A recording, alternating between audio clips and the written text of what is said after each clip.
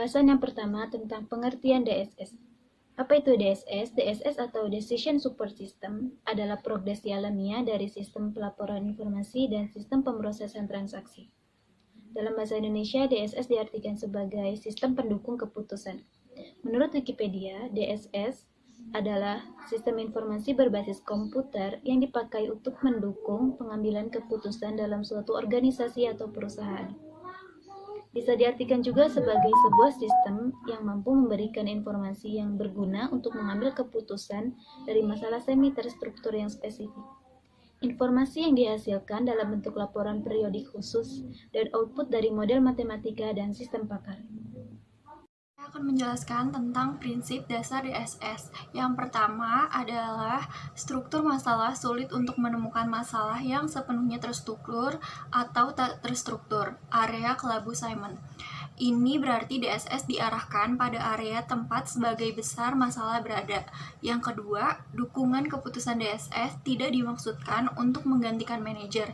Komputer dapat diterapkan pada bagian masalah yang terstruktur, tetapi manajer bertanggung jawab atas bagian yang tidak struktur.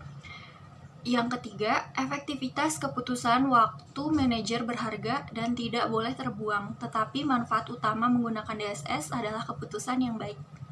Tujuan Decision Support System ada 3. Yang pertama, membantu mencari penyelesaian masalah semi-terprogram. Yang kedua, mendukung manajer ketika mengambil keputusan dari suatu masalah. Yang ketiga, meningkatkan efektivitas pengambilan keputusan. Dalam pelaksanaannya, Decision Support System bisa juga menggunakan bantuan dari sistem lain, misalnya Artificial Intelligence, Expert System, Fuji, Logis, dan lain-lain. Tahapan Decision Support System, yaitu ada 4 tahapan yang perlu diperhatikan dalam Decision Support System atau yang disebut juga dengan DSS.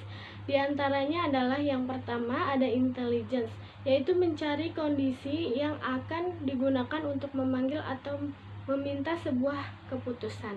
Yang kedua ada design, mengembangkan dan menganalisis alternatif tindakan yang memungkinkan dari solusi.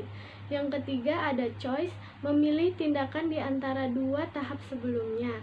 Yang keempat ada implementation, memakai tindakan yang dipilih dalam tindakan situasi pengambilan keputusan. Ini saya akan menjelaskan tentang jenis-jenis DSS. DSS dapat dipilah-pilah sejalan dengan tingkat dukungannya terhadap pemecahan masalah. Ada 6 jenis DSS. Yang pertama itu mengambil elemen-elemen informasi. Ini adalah dukungan terendah yang dapat diberikan oleh DSS, yakni berupa akses selektif terhadap informasi. Yang kedua, menganalisis seluruh file. Dalam tahap ini, para manajer diberikan akses untuk melihat dan menganalisa file secara lengkap. Yang ketiga, menyiapkan laporan dari berbagai file. Dukungan seperti ini cenderung dibutuhkan mengingat para manajer berhubungan dengan banyak aktivitas dalam satu momen tertentu. Dan yang keempat, memperkirakan dari akibat keputusan. Dalam tahap ini, manajer dimungkinkan untuk melihat dampak dari setiap keputusan yang mungkin diambil. Yang kelima, mengusulkan keputusan. Dukungan di tahap ini sedikit lebih maju lagi. Suatu alternatif keputusan dapat disodorkan ke hadapan manajer untuk dipertimbangkan.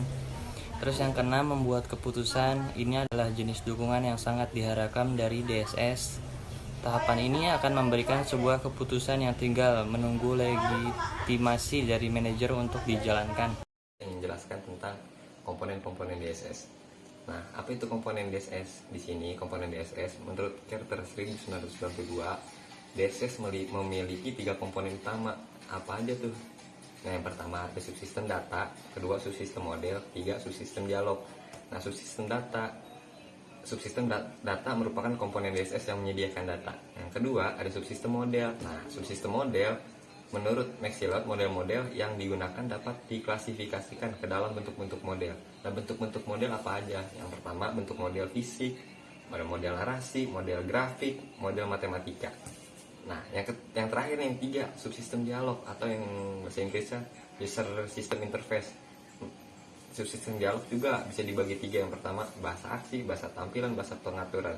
Nah, kombinasi dari berbagai kemampuan dikenal sebagai gaya dialog atau dialog style, yang terdiri dari dialog tanya jawab, dialog perintah, dialog menu, atau dialog input atau output. Sekian, terima kasih penjelasan dari saya.